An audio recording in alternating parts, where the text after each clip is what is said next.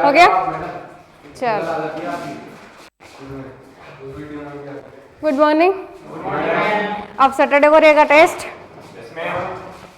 शुरुआत के 2 चैप्टर्स का, मतलब जेनेटिक्स तक मतलब लास्ट जहाँ जेनेटिक्स मैंने कहा ना, यहाँ जेनेटिक्स खत्म हो चुकी है, वहाँ तक का डे फर्स्ट से जेनेटिक्स तक का टेस्ट। ठीक है, तो कोशिश करना थोड़े अच्छे से प्रिपेयर होके आओ, है ना। जरूरी नहीं मैं ऑप्शन दूँ तुम लोगों को ना। अरे ये बताओ, नहीं मेरी बात सुनो, नहीं सुनो मेरी बात सुनो। किसी दिन किसी ऐसे पेपर में बैठना पड़ गया जिसमें ऑप्शन आते ही नहीं हो, फिर तुम क्या करोगे? तुम्हारा दिमाग कैसे चलेगा? नहीं सब में आवे मान लिया, नहीं तुम्हारा दिमाग कैसे चलेगा मुझे तो ये बता दो। चल जाएगा क्या विदाउट ऑप्शन?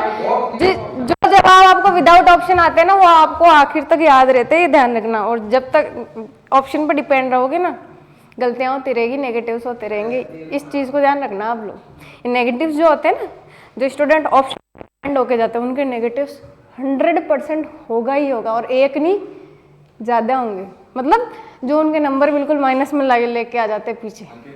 ठीक है, ध्यान रखो इस चीज़ को। चलो आगे कंटिन्यू करते हैं। आज एक नया चैप्टर, नोट्स तो दोगे ना? मैं याद लिख रहा है। मैम टेस्ट ले जब आप ऑप्शन तो दीजिए। हां पढ़ के लेकिन अच्छे से आना, पढ़ के अच्छे से आना। देखो लेवल अच्छा रखूंगी, कोई ऐसे नहीं है कि छोटे मोटे क्वेश्चन रहेंगे, अच्छा लेवल रहेगा। चलो आज एक नया चैप्टर टिश्यू वाले का कंसेप्ट आपको इतना ही पढ़ना है, इससे ज़्यादा देखो ऐसे उठ के आओगे अब मैम ये वाला भी तो लिखा हुआ था, ये वाला भी तो लिखा हुआ था, लेकिन अपने जो लेवल का है ना उतना पढ़ो। एक्स्ट्रा पढ़ने से कोई मतलब नहीं है, तुम्हारा टाइम वेस्ट ही होना है। जब जिस चीज़ से क्वेश्चन आए नहीं उसको पढ़ने से क्या मतलब, इसकी जगह दूसरा ऐसा पढ़ लो जिससे क्वेश्चन आए ना। तो आज एक नया चैप्टर कर लेते हैं अपन, और थोड़ा इंपॉर्टेंट सही है, आपको पता भी होगा, रक्त, ब्लड, है ना। अब ब्लड के लिए भी कोई ना कोई साइंस में टर्मिनोलॉजी तो होगी, डेफिनेट है, होती है। ब्लड के लिए शब्द आता है, देखो हिमेट, क्या शब्द आता है? हिमेट। अब देखो आपको कंफ्यूजिंग वाले 3 वर्ड हो गए, हेप्टो मतलब हिस्टो, और थर्ड वन कौन सा हो गया? हिमेट। ऐसे आएंगे कंफ्यूजिंग वर्ड्स, कंफ्यूज करने वाले होते हैं। देखो जिनके कंसेप्ट क्लियर होते हैं उनके नहीं होंगे कंफ्यूज, जो रट के जाएगा डेफिनेट है कहीं ना कहीं इन 3 वर्ड्स में कंफ्यूज होएगा। ठीक है ना, बिल्कुल होता ही है नॉर्मली। जब ऑप्शन एक जैसे दिख जाते फिर क्या करोगे, इसलिए कह रही हूँ ऑप्शन पर डिपेंड होके नहीं जाना चाहिए ना। चलो देखो क्या कहलाएगा? हिमेटोलॉजी।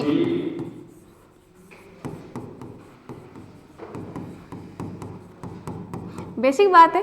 मैम वो आपने कल पढ़ाया था ना टिश्यू के, एनिमल टिश्यू को 4 पार्ट्स होता है और फिर प्लांट टिश्यू नहीं आते, 2 आते हैं ना, जाइलम वाला, फ्लोएम, बाकी मेरिस्मेटिक, पेरेन्काइमा, स्क्लेरेन्काइमा खूब सारे होते हैं, लेकिन तुमसे नहीं पूछे जाएंगे। नहीं कनेक्टिव टिश्यू वाला और मस्कुलर टिश्यू और एपिथेलियल और ऐसे 4 एनिमल टिश्यू। एनिमल टिश्यू लिखवाए, ये तो बाकायदा टॉपिक वाइज लिखवाए है ना, क्लियर करके लिखवाए। चलो इधर आ जाओ। तो हिमेटोलॉजी हो गया, इसका अध्ययन हो गया। कुछ बेसिक बातें। अब रक्त क्या है? कल ही हमने पढ़ा था। हाँ, रक्त एक तरल संयोजी उत्तक है। क्वेश्चन की लाइन नहीं है, डायरेक्ट। रक्त एक तरल संयोजी है ना, फ्लूइड या लिक्विड कनेक्टिव टिश्यू।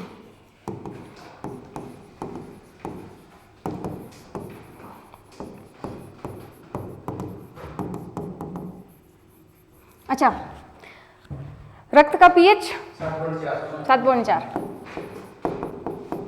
रक्त का पीएच पूछे जाते हैं 7.4, या फिर अगर उसके गुण के हिसाब से है तो हल्का क्षारीय, है ना। क्षारीय नहीं है, हल्का क्षारीय।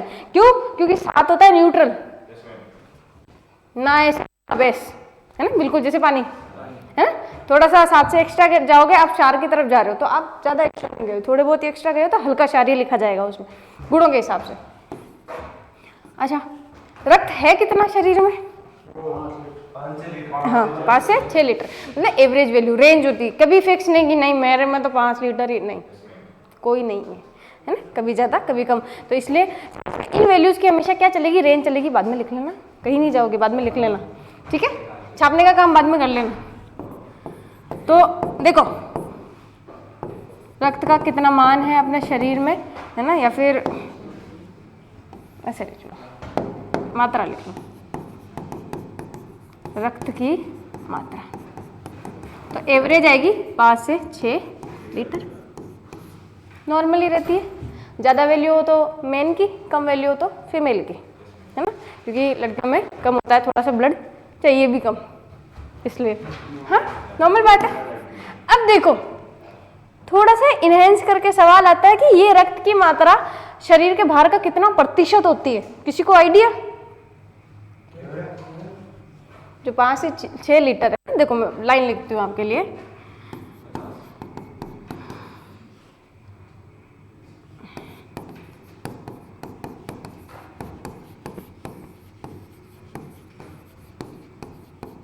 कुल भाग का लगभग कितना प्रतिशत होती है?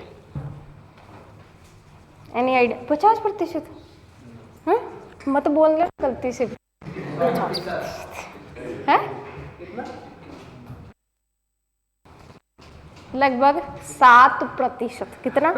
हाँ लगभग, तुक्का मारा करो, अच्छा मारा करो, लेकिन लगभग कितना भार बनाती है आपके, मतलब आपके शरीर का जितना वेट आ रहा है उसमें से 7% वेट किसका आ रहा होगा? आपके।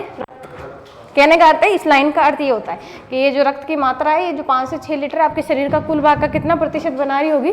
लगभग 7% बना रही होगी। क्लियर है इतनी लाइन? लिखते जाओ, कंसेप्ट आएंगे जब समझाएंगे अच्छे से।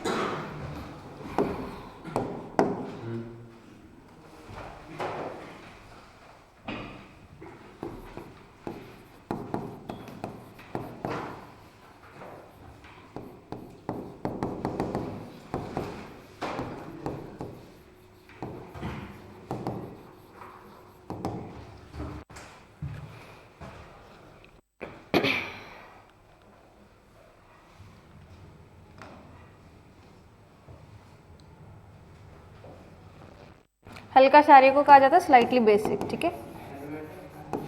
हेलमेट है, हेलमेट, वाह भाई। अरे तो ये बता, उधर हिंदी भी तो लिखी हुई है, कौन बोल रहा है कि सिर्फ इंग्लिश ही पढ़े? क्या यार तुम लोगों, बोर्ड पे सीधा सीधा लिखा हुआ नहीं पढ़ा जा रहा है।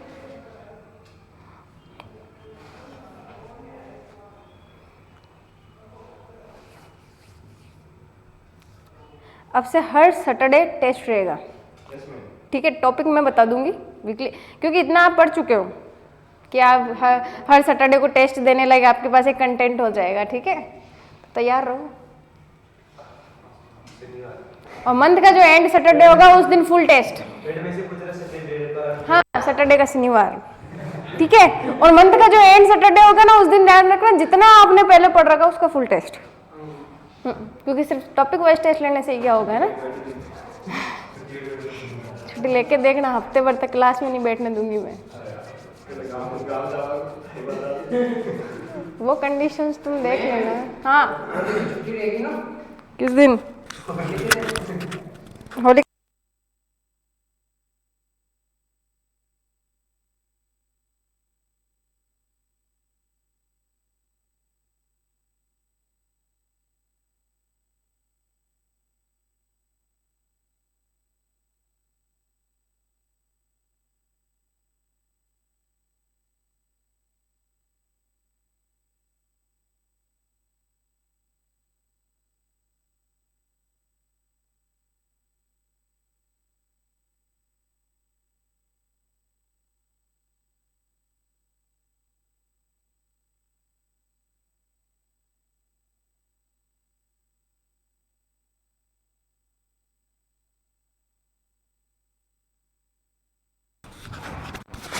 डन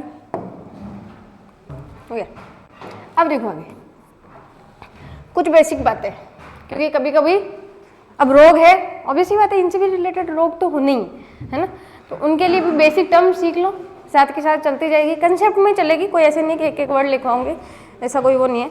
अब पहले तो अपन लिखते हैं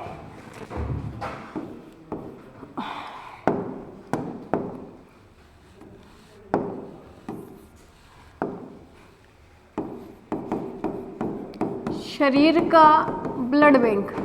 हाँ जी, आइडिया किसी को? प्लिया, ठीक है, इंग्लिश में बोला जाता है स्प्लीन, हिंदी वालों को भी ध्यान में रखना पड़ेगा, स्प्लीन, ठीक है, क्योंकि जरूरी नहीं है वो आपको ऑप्शन में प्लिया दे, वो स्प्लीन भी दे सकता है क्योंकि साइंस है, ठीक है। अब स्प्लीन है क्या? अंग। नॉर्मली मतलब आइडिया नहीं होता बच्चों को, अगर मैं पूछती हूँ किसी से कि स्प्लीन क्या, मैम पता नहीं, बस याद कर रखा था कि ब्लड बैंक है, या ब्लड का निर्माण भी यहाँ हो रहा है, इकट्ठा भी यहाँ होता है, और कई बार यहाँ पे ब्लड आके खत्म भी होता है, मतलब आरबीसी की डेथ यहाँ पर भी होती है, ठीक है। अब ये आगे लिखेंगे जब आरबीसी में लिखेंगे, जब इसको एक बार और लिखेंगे अब। तो स्प्लीन क्या होता है? एक ऑर्गन है, अंग है, हमारे यहाँ इस अमाशय के साइड में होता है, बिल्कुल जहाँ अग्नाशय और अग्नाशय के पास छोटा सा स्प्लीन लगा होता है। देखेंगे जब डाइजेस्टिव सिस्टम पढ़ेंगे तो पूरा डायग्राम पढ़ाएंगे आपको। आगे देखो, अब ये तो थी शरीर के ब्लड बैंक की बात। अब एक सवाल बनता है कि जो बाहर जो ब्लड बैंक है ना, देखे होंगे काफी सारे, जहाँ से आप यूनिट्स लेके आते हो, ब्लड की यूनिट्स जैसे रिक्वायरमेंट होती है, तो बोले वहां पर कितने डिग्री तापमान पर ब्लड को रखा जाए ताकि वो खराब नहीं हो जाएगा। 40 डिग्री पे इंसान खराब हो जाए, ब्लड खराब नहीं होगा है। ब्लड बैंक में अब सुनो, रक्त को 4.4 डिग्री सेल्सियस, कितना? 4.4, कई बार ऑप्शन में 4.2 या 4.6 भी मिलता है, ठीक है, कोई बात नहीं, करेक्ट है, लेकिन आसपास की वैल्यूज होती है। एग्जैक्ट ये है, डिपेंड करता है ऑप्शन देने वाला आपको क्या देगा, लेकिन वो ऐसे नहीं देगा कि सारे ऑप्शन 4.4 4.2, नहीं, ऐसे नहीं मिलेगा, इतना आपके लिए इतना वो नहीं करेगा। हो सकता है एक जगह 4.2, एक बार 5.2, 6.4, कुछ ऐसे ऑप्शन हो अगर तो दें। हाँ, मतलब इसके आसपास की वैल्यू या ये वैल्यू, ठीक है, इसका ध्यान रखना। और कितने दिनों के लिए? 42 दिनों तक।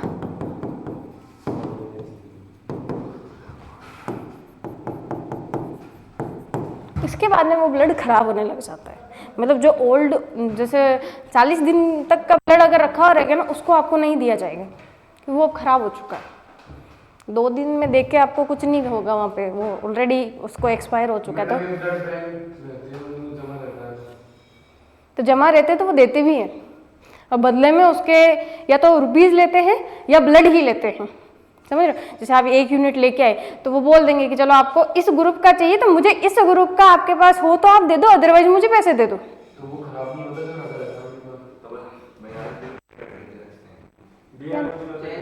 उसके बाद में वो डिस्पोज कर देंगे, उसको फेंक देंगे ना। डेट लिखी हुई रहती है बाकायदा कि आपसे इस डेट पर ये ब्लड लिया गया है, उस डेट के 40 दिन बाद में वो अब ब्लड खराब हो चुका है, भले ही नहीं हो, लेकिन उनके लिए वो खराब हो चुका है क्योंकि वो आगे डिफेक्ट कर सकता है अगर किसी की बॉडी में गया तो, ठीक है। अब देखो इनके कोगुलेंट्स वगैरह भी लिखेंगे, आगे बात आएगी खास बात। अब देखो ब्लड, ठीक है, ये अच्छे से ध्यान रखना आप कि अगर ब्लड है, ब्लड में क्या मिलेगी हमको? आरबीसी मिलेगी, क्या मिलेगी? अरे ये सवाल बच्चों को कंफ्यूज करते हैं कि हीमोग्लोबिन कहाँ मिलेगा? रक्त में नहीं, आरबीसी, और आरबीसी कहाँ मिलेगी? ब्लड, अपने रक्त में, ठीक है। यहाँ सुनो, और आरबीसी में एक क्या मिलेगी आपको? धातु। 3-4 सवाल है इसी एरो से, Fe2+, जिसको आप क्या बोलते हो? लोह तत्व बोलते हो, आयरन, लोह तत्व। हरी सब्जियां खाने से आयरन बढ़ता है ना, इसी को ही बोला जाता है, देखो, फेरस। सारे वर्ड ध्यान में रखना, ठीक है। वर्ड्स आ जाते हैं, कभी कभी वर्ड्स आ जाते हैं। अब देखो हीमोग्लोबिन, कलर चेंज करते हैं। आरबीसी में क्या है? हीमोग्लोबिन। वैसे एचबी का वर्ड मैंने पहले लिखवा दिया था, लिखवा कहाँ लिखवाया था? सिकल सेल एनीमिया पढ़ाया था जब, याद रखो, पढ़ो, जेनेटिक्स है। देखो हीमोग्लोबिन है ना, HB से इसका डिनोटेशन होता है, अगर किसी को नहीं पता हो तो, क्योंकि एग्जाम में कभी भी हीमोग्लोबिन लिख के नहीं देते वो, आपकी किस्मत अच्छी होगी तभी लिख के देंगे, वरना वो क्या लिख के देंगे, ये वाला साइन लिख के देंगे आपको, HB। ठीक है, अब देखो आरबीसी है, आरबीसी में हीमोग्लोबिन है। अब हम कहते हैं कि हमारा ब्लड का काम क्या है? ऑक्सीजन पहुंचाना, पढ़ा होगा शुरू से। मतलब ऑक्सीजन कौन पहुंचाता? ब्लड के अंदर भी तो बहुत सारी चीजें, तो एक्चुअल में ऑक्सीजन पहुंचा कौन रहा है? ये हीमोग्लोबिन। तो इसका काम क्या है? बोले O2 से जुड़ता है, यही लिखेंगे अपन सारा काम। देखो O2 से जुड़ता है, ठीक है, O2 से जुड़ा तो क्या बना? बोले जब भी ये O2 से जुड़ता है तो HbO2 करके एक कॉम्प्लेक्स बनता है और इसको नाम दिया जाता है ऑक्सी हीमोग्लोबिन। क्या कहा इसको? Oxy haemoglobin. कि वो ऑक्सीजन को किस रूप में लेके जाएगा? ऑक्सी हीमोग्लोबिन के रूप में। ठीक है, ऑक्सीजन क्लियर है इतना? हमें क्या ध्यान रखना है? हीमोग्लोबिन का क्या काम? क्या है? ऑक्सीजन से जुड़ना, क्योंकि जब ब्लड जाएगा तो हीमोग्लोबिन अपने आप साथ साथ चली जाएगी और जुड़ के क्या बनाएगा? Oxy haemoglobin. आगे हम पढ़ेंगे, जब रसायन पढ़ेंगे, जब हम कार्बोक्सी हीमोग्लोबिन भी पढ़ेंगे, उससे डेथ हो जाती है। ठीक है, जब कार्बन ऑक्सीजन की जगह जब वहाँ क्या जुड़ जाए? Carbon monoxide. देखो ये सवाल आता है कि अगर मान लो कमरा बंद कर लिया और अंगीठी जला के कोई सो जाता है तो उसकी डेथ हो जाती है, आते हैं ना कंसेप्ट। विंटर नाइट्स में, सर्दियों की नाइट्स में ऐसे बहुत सारे कैसे जाते हैं कि चलो पूरा रूम लॉक कर लिया, अंदर अंगीठी जला ली और खुद सो गए, परमानेंटली सो गए। क्यों सो गए? वहां ऑक्सीजन की जगह, वहां ऑक्सी हीमोग्लोबिन की जगह उनके शरीर में क्या बन गया? कार्बन मोनोऑक्साइड का, है ना, कार्बोक्सी हीमोग्लोबिन बन गया, तो डेथ हो जाती है उसकी, है ना, ऑक्सीजन की कमी आने के कारण। यहाँ देखो इतना कंसेप्ट क्लियर है ना? अब यहाँ देखना एक कंसेप्ट, अगर कमी हो जाए तो, वैसे तो इधर लिखेंगे इसको, चलो ज़्यादा बेटर रहेगा। इसको आप नोट डाउन कर लो एक बार। कोई लाइन में कोई दिक्कत है? डायरेक्ट है वैसे तो, ठीक है। इसका लिख देती हूँ मैं हिंदी इंग्लिश।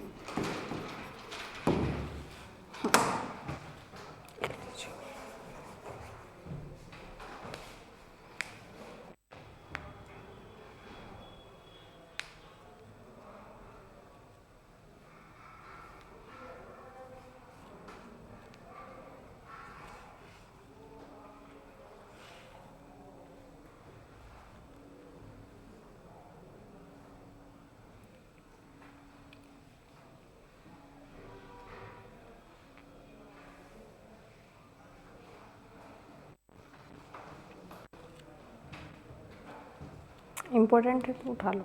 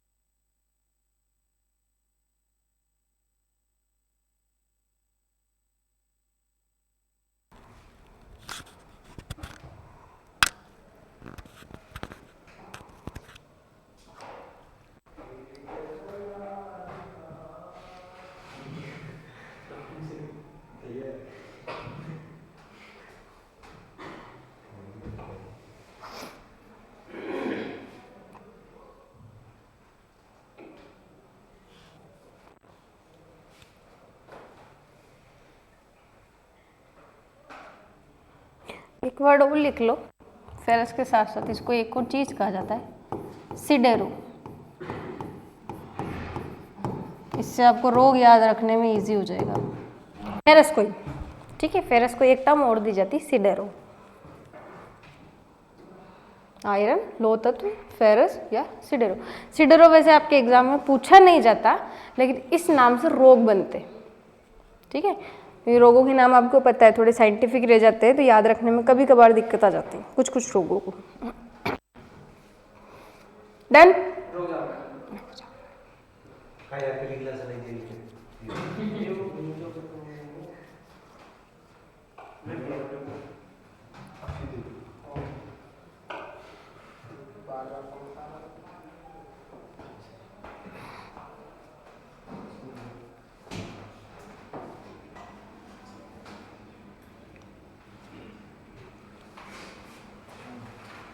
डन।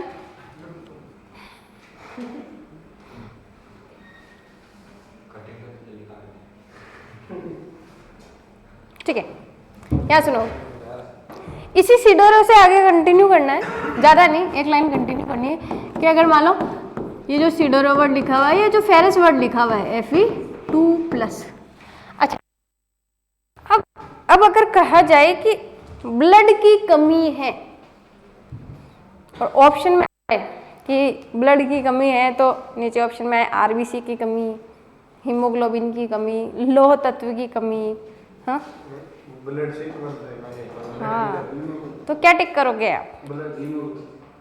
अरे एक सवाल मान लो ये आया है, ब्लड की कमी है या रक्त की कमी है, नीचे पहला ऑप्शन आ जाए आरबीसी की कमी है, हीमोग्लोबिन की कमी, या फिर प्लस की कमी, या फोर्थ आ जाए एनीमिया। अब बताओ।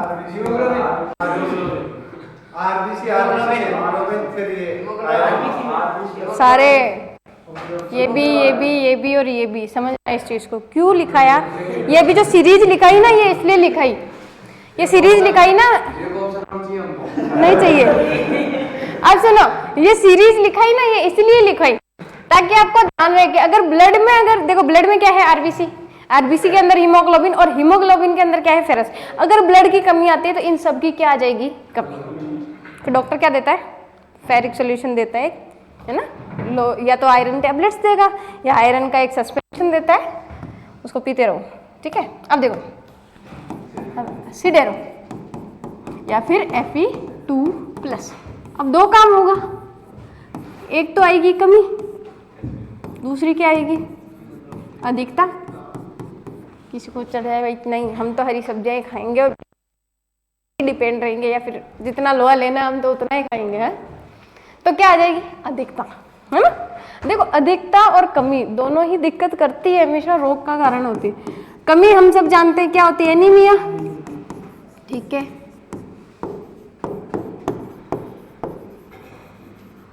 कभी को इंग्लिश में बोला जाता है डेफिशिएंसी, ठीक है। और अधिकता जब हो जाए तो इससे एक रोग बनता है सिडेरोसिस।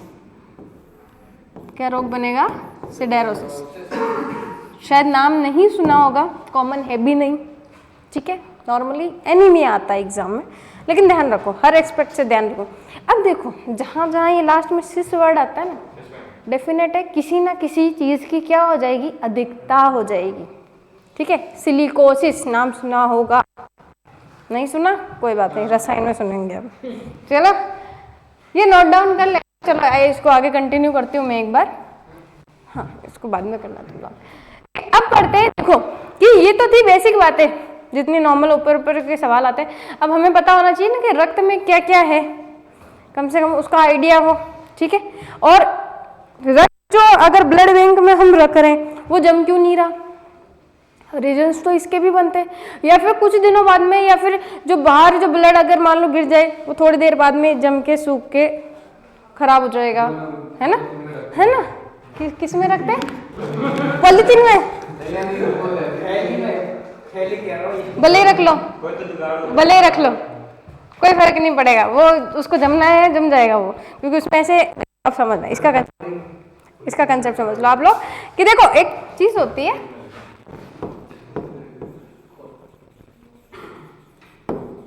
कोगुलेंट, इसको बोला जाता है स्कंदन। समझ रहे? स्कंदन क्या प्रक्रिया है? मतलब कुछ समय बाद जो ब्लड क्या है अपने आप क्या हो जाता है, जम जाता है। जैसे आपका ब्लड कट लग गया, थोड़ी देर बाद में वो रुका, क्यों रुका? हाँ, जो रक्त का थक्का बन जाता है, उस प्रोसेस को क्या कहा जाता है? स्कंदन। और वो ऐसे नहीं होता, वहां कोई ना कोई रसायन या प्रोटीन वहां पे क्या कर रहा होता, काम कर रहा होता। तो ऑब्वियस ही बात है कि वही ब्लड बाहर लेके आओगे यार, तो उसमें वो प्रोटीन वगैरह सब साथ में आएंगे उसके साथ में, ठीक है। वो ऐसे नहीं है हम यहाँ ठीक है आप ब्लड को लेके चल जाओ, नहीं, ठीक है। तो स्कंदन क्या प्रक्रिया है? बोले देखो, रक्त के थक्का जमने की प्रक्रिया, ठीक है, process of coagulation of blood, ठीक है। जो ब्लड क्लॉटिंग, क्लॉट बन जाता है जिससे ना, क्लॉट भी बोल सकते हो, क्लॉटिंग ऑफ ब्लड, ठीक है। अब आगे बात करते हैं। तो कोई ना कोई पदार्थ काम में आ रहे होंगे, तो जो भी पदार्थ काम में आएंगे उनको हम क्या बोलते हैं? स्कंदक पदार्थ, ठीक है। जो रक्त का थक्का जमा रहे होंगे, है तो 13, कितने? 13 फैक्टर जो रक्त का थक्का जमाते हैं। हमें कितने याद रखने? सिर्फ 5, जो मोस्टली इंपॉर्टेंट होते हैं, ठीक है। सिर्फ 5 याद रखने हैं। पहला थ्रोम्बिन, प्रोटीन है क्या? बिल्कुल प्रोटीन है, ठीक है। नाम से पता चल जाएगा, अभी थोड़ी देर बाद में और पता चल जाएगा कौन सी कोशिकाएं ये प्रोटीन बनाएगी। ब्लड की कोशिकाएं बनाती है। आगे देखो, इंग्लिश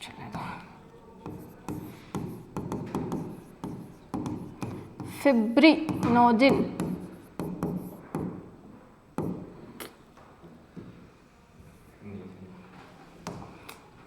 इंग्लिश को हिंदी लिखना भारी पड़ जाता है। फिब्रिनोजिन, ये भी क्या है? एक प्रोटीन, लेकिन फाइबरस, फाइबर होती है इसमें, जो जाल बनाता है। यानी कि अगर आपको थोड़ा बहुत आइडिया हो तो जो अगर कट लगा है तो कोशिकाएं वहाँ पे क्या करेगी? रक्त में पहले वहाँ पे जाल बनेगा, फिर वो रक्त की कोशिकाएं उसमें फंसेगी, प्रोटीन फंसेगा, और फिर जाके रक्त अपने आप बहना बंद हो जाएगा। तो ये जाल बनाने का काम थोड़ा इसका होता है। एक और चीज क्या है? ये कैल्शियम, ठीक है, लेकिन +2 याद रखना, क्योंकि ये लिखा जाता है। 4th नंबर विटामिन के, पढ़ा हुआ होगा, हाँ, रक्त का थक्का जमाने में सहायक होता है। जिसके विटामिन के की कमी आ जाती है उसके रक्त का थोड़ा धीरे बनता है, टाइम लगा के बनता है।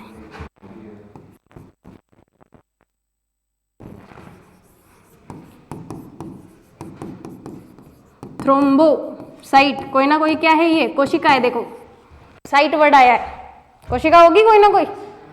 कोशिकाएं जो क्या बना रही होगी? थ्रोम्बिन प्रोटीन बना रही होगी, थ्रोम्बोसाइट।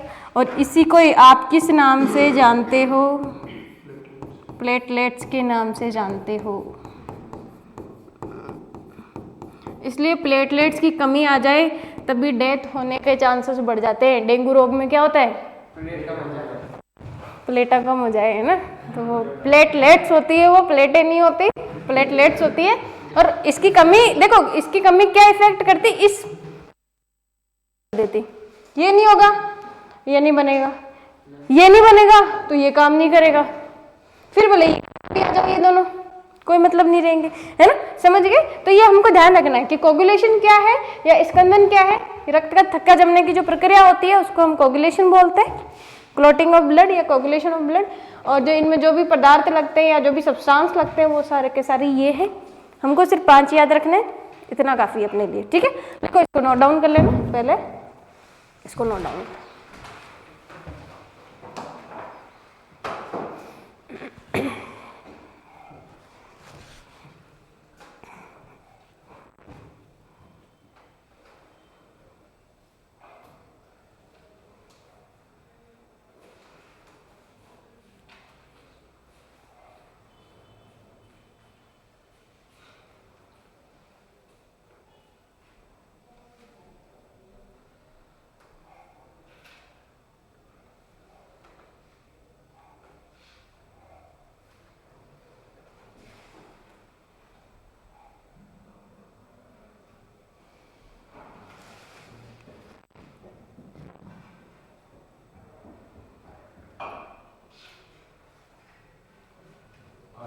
डन, आगे कर दूं? स्लो लिखते हैं।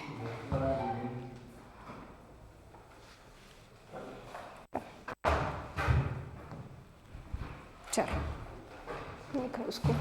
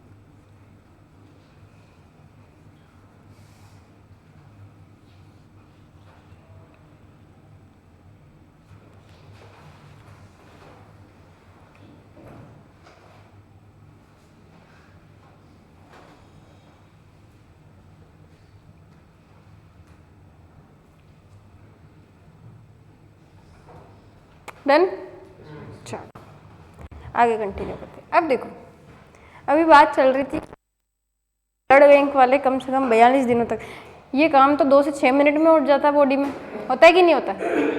स्कंदन की जो प्रक्रिया है हार्डली लास्ट 6 मिनट लेती है, ज़्यादा चोट होती है आप पट्टी कर दो दवाई लगा के तब भी हो जाएगा। जिनके हीमोफीलिया होता है उनके ये काम बिल्कुल नहीं होता। उनके देखो क्या होता है, इन 13 फैक्टर्स में से सिर्फ एक फैक्टर कम होता है, वो फैक्टर उनकी बॉडी में बनता नहीं है और उसी के ही नहीं बनने से ये सारा काम रुक जाता है। भले ये बाकी 12 उसके बाकायदा अच्छे से मौजूद होते हैं, लेकिन वो एक फैक्टर मौजूद नहीं होता। आपको पढ़ने की जरूरत नहीं, उसको केसल्स इंट्रिंसिक फैक्टर बोलते हैं। सिलेबस में नहीं है, इतना ज़्यादा डीपली लेना भी नहीं है अपने को, ठीक है। तो अब बात क्या चली कि उसके एक फैक्टर कम हुआ, पूरा का पूरा प्रोसीजर क्या हो गया, खत्म, रुक गया। और जबकि सारे होते हैं तब 2 से 6 मिनट में क्या बन जाता है, थक्का बन जाता है। किसी को टाइमिंग लिखना हो तो लिख लो, कोई दिक्कत वाली बात नहीं। ये थक्का जमने में जो समय लगता है 2 से 6 मिनट का समय लगता है, ठीक है। अब देखो बात आती है कि ये जो ब्लड बैंक वाले हैं ये इस 2 से 6 मिनट को 42 दिन में कैसे बदल देते हैं, ठीक है। तो कहीं ना कहीं कुछ केमिकल मिलाते होंगे, ऑब्वियस बात है, तो डेफिनेटली मिलाते हैं। और उनको क्या बोलते हैं, एंटी कोगुलेंट, समझना इसको, या फिर एंटी कोगुलेशन। पहले प्रोसेस का नाम लिखते हैं हम, प्रति स्कंदन क्या करेगा, थक्का जमने की प्रक्रिया रोकना, ठीक है। इस प्रोसेस को, क्लॉटिंग प्रोसेस को क्या कर देना, रोकना, ठीक है। अब कहीं ना कहीं केमिकल आए होंगे, हाँ, तो प्रतिस्कंदक पदार्थ मिलाने होंगे अपने को,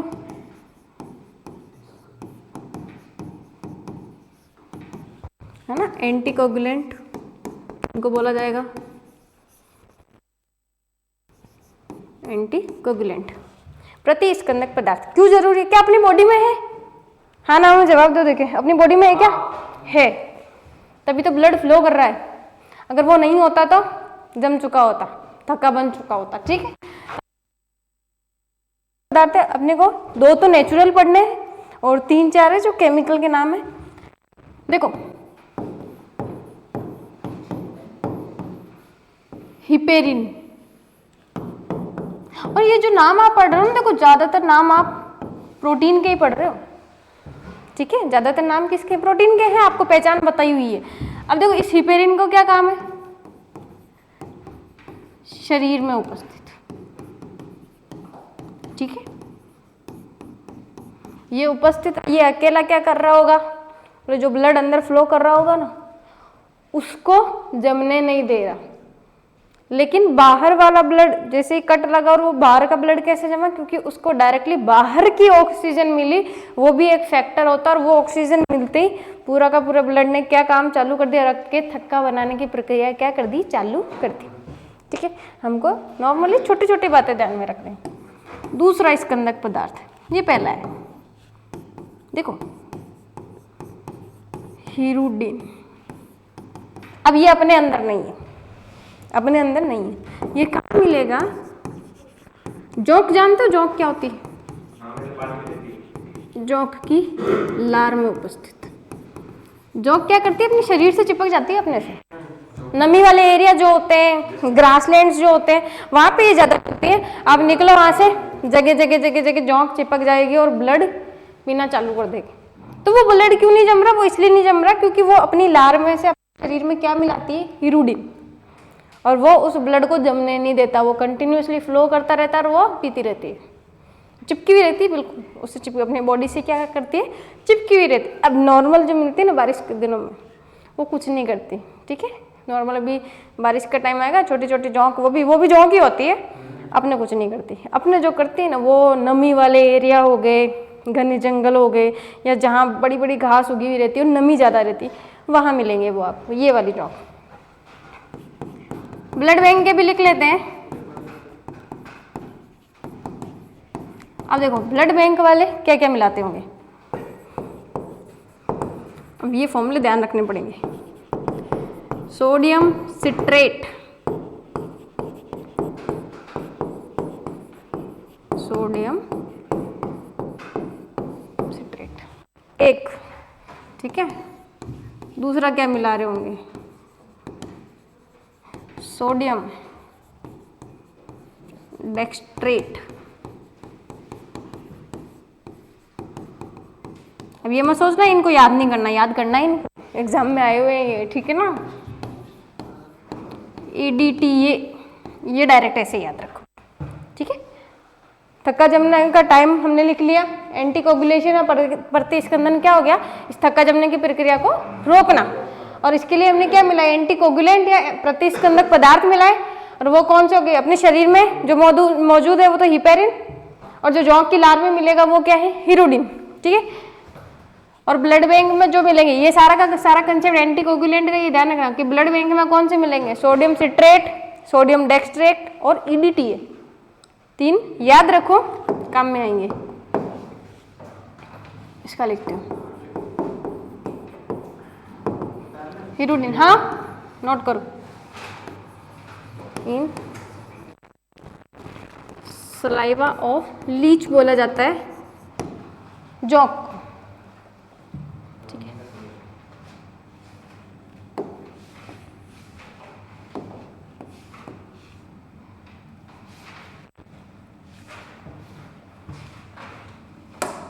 अभी सारी बातें याद रखने की है, कोई भी ऐसी समझने वाली बात नहीं है इसके अंदर, ज़्यादातर याद रखने की बातें।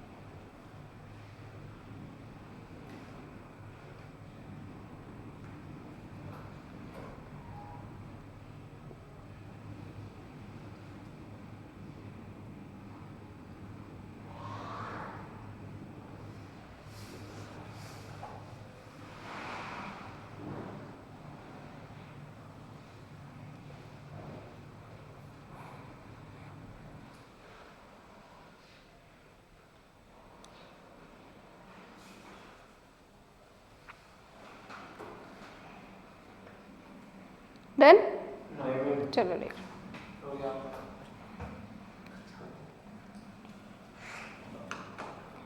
अगर कोई डाउट रहे ना बीच में पूछ लिया करो, ठीक है ना, ऐसे मत सोचना पता नहीं मैं डाउट पूछ लूँगा तो क्या हो जाएगा, कुछ नहीं होएगा, तुम्हारा ही भला हो जाएगा, साथ में पड़ोसी का भी भला हो जाएगा, क्योंकि क्या पता वही डाउट उसको आ रहा होगा, वो शर्म के बारे वो नहीं पूछ रहा होगा, है ना।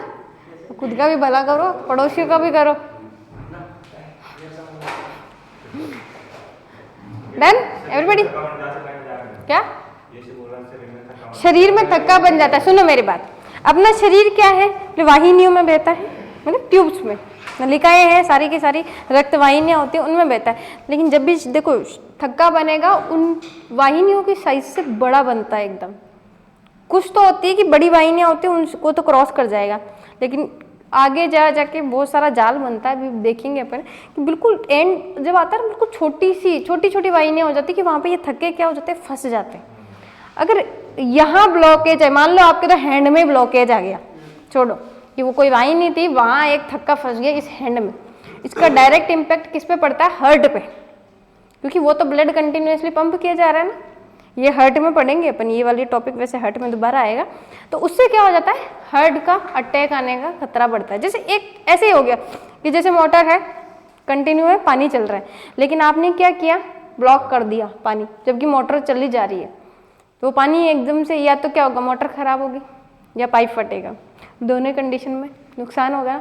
तो अगर ऐसा ही काम अगर बॉडी के अंदर हो जाए तो दोनों कंडीशन में इमरजेंसी में हॉस्पिटल पहुंचना पड़ता है, ठीक है।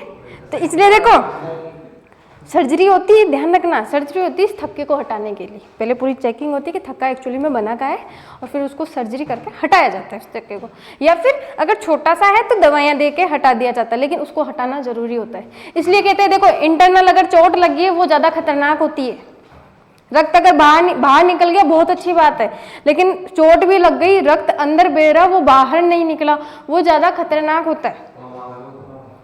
बिल्कुल देखो चीजें यही होती, क्यों होती, या तो उस ब्लड का क्या हो जाएगा, कोगुलेशन जम जाएगा, क्लॉटिंग हो जाएगी, और अगर ज्यादा ब्लड बहा तो ज्यादा क्लॉटिंग होगी, वो वैसे परेशान करेगा, परेशान क्या मतलब हालत खराब। और अगर इंटरनली ज्यादा ब्लीडिंग होगी तो कोमा वाली सिचुएशन ही आती है, क्योंकि सारे बॉडी पार्ट्स काम करना बंद कर देते हैं, ऑक्सीजन की कमी आ जाती है डायरेक्ट उनके अंदर, ठीक है। तो आगे आएगी बातें, इतना क्लियर, अलग चीज वो जमता है, इतना भी लोड मतलब इसका। चलो आगे बात करते हैं।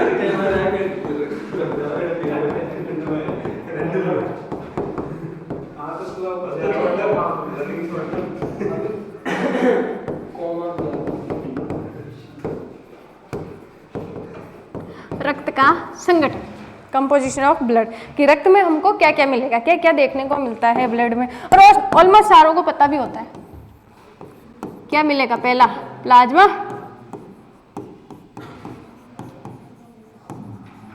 अब समझो, दूसरे क्या मिलेंगे, कणिकाएं, मतलब कोशिकाएं, सेल्स जिसको बोला जाता है, कणिकाओं से भी नाम मिल जाता है, कोई बड़ी बात नहीं। कणिकाएं कितनी, दो ही है, खुला कर देगा। फिर दो कौन कौन सी बता, अच्छा, और प्लेटलेट्स की कमी आ गई तो प्लेटलेट्स, देखो काम तो देखो ऑलमोस्ट सारों को पता चल गया होगा आपको, है ना। आरबीसी को क्या कहते हैं, लाल रक्त कणिका,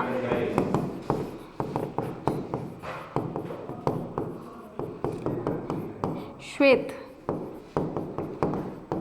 रक्त कणिका। अच्छा इनको हिंदी में क्या कहा जाता है, प्लेटलेट्स को हिंदी में क्या कहा जाता है, बिंबाणु, ठीक है, बिंबाणु नाम मिलता है, हाँ प्लेटलेट्स के लिए नाम मिलता है। अब एक चीज और समझना, साइंटिफिक टर्म एरिथ्रोसाइट, देखो कोशिका का नाम है, ठीक है, एरिथ्रोसाइट। इस एरिथ्रो वर्ड का मतलब होता है लाल। अच्छा सफेद के लिए तो मैंने वर्ड दे रखा है आपको, कौन सा क्या बताओ आप लोग? ल्यूकोसाइट, बिल्कुल सही बात है। ल्यूक शब्द किसके लिए आता है? सफेद रंग के लिए। तो इनको क्या कहते हैं हम? ल्यूकोसाइट। और ल्यूकेमिया में क्या बढ़ता है? WBC तो बढ़ता है। WBC में क्या आ जाती है? अधिकता आ जाती है। प्लेटलेट्स के लिए अभी थोड़ी देर पहले हमने वर्ड लिखा है थ्रोम्बोसाइट, लिखा है। खून का कलर लाल क्यों होता है मैडम? क्योंकि लोहे का रंग लाल होता है। लोहे के कारण आपके ब्लड है ना, ब्लड में ऑक्सीजन भी है। कौन सा प्रोटीन पाया जाता है? अभी लिखे तो है आपने। ब्लड में एक नहीं, बहुत सारे प्रोटीन होते हैं, सबके अलग अलग काम होते हैं। इस चीज को सिर्फ एक आप सोचो कि ब्लड में क्या मैम मेरे को सिर्फ यही मिलेंगे, नहीं, इंसुलिन भी तो ब्लड में ही था, बना कोई और था लेकिन रहे तो वो रक्त में ही है ना। तो ऐसे आप निकालना चाहोगे बहुत सारे प्रोटीन है जो आपको ब्लड में मिलेंगे। पर्टिकुलरली जिनको आपको पढ़ना है, थ्रोम्बिन हो गए, फिब्रिनोजन हो गए, ये सब, ये 2-3 हैं जो बेसिकली कि जो रक्त के प्रोसीजर में या रक्त के कोई कामों में काम कर रहे होंगे, बस इतना सा। वरना तो लिस्ट पढ़ोगे तो बहुत सारी लिस्ट है। और तो हीमोग्लोबिन भी एक प्रोटीन के प्रकार ही है। और हीमोग्लोबिन अभी लिखवाया भी है, हीमोग्लोबिन पाया जाता है, बिल्कुल पाया जाता है।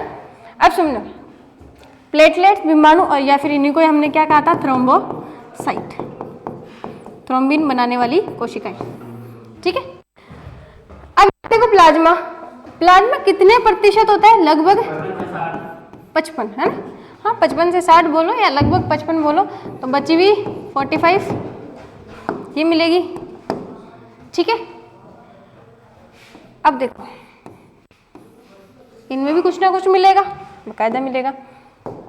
इनमें क्या क्या मिलता है? एक तो जल, H2, और ये होता है 92% लगभग। और अन्य कार्बनिक पदार्थ, ठीक है, ये होते हैं लगभग 8%। यानी कि 55 का 8%।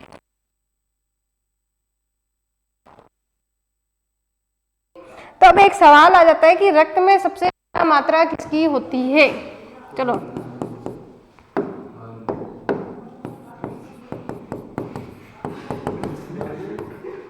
नेक्स्ट वाले में लिखती हूँ मैं इस क्वेश्चन को, आप जवाब देना इसका मुझे।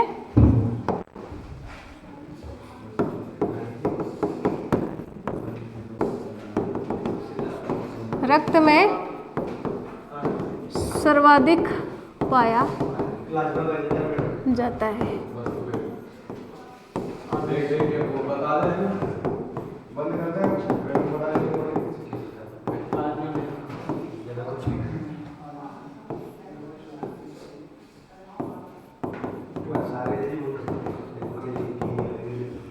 इसका मुझे जवाब देना और इसको आप नोट डाउन कर लो लास्ट, ठीक है। इसको नोट डाउन कर लो सारे को आप।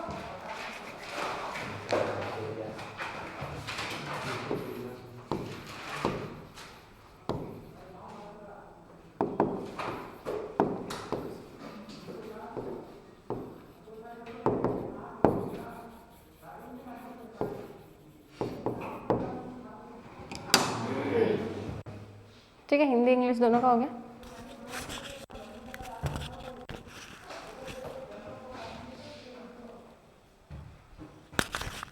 चलो आज के लिए इतना ही कराऊंगी और उसका जवाब मुझे देना, है ना? हाँ, ध्यान रखना उसको, क्योंकि कई बार स्टूडेंट जल्दी करके आते, तो क्लियर रखना उसको।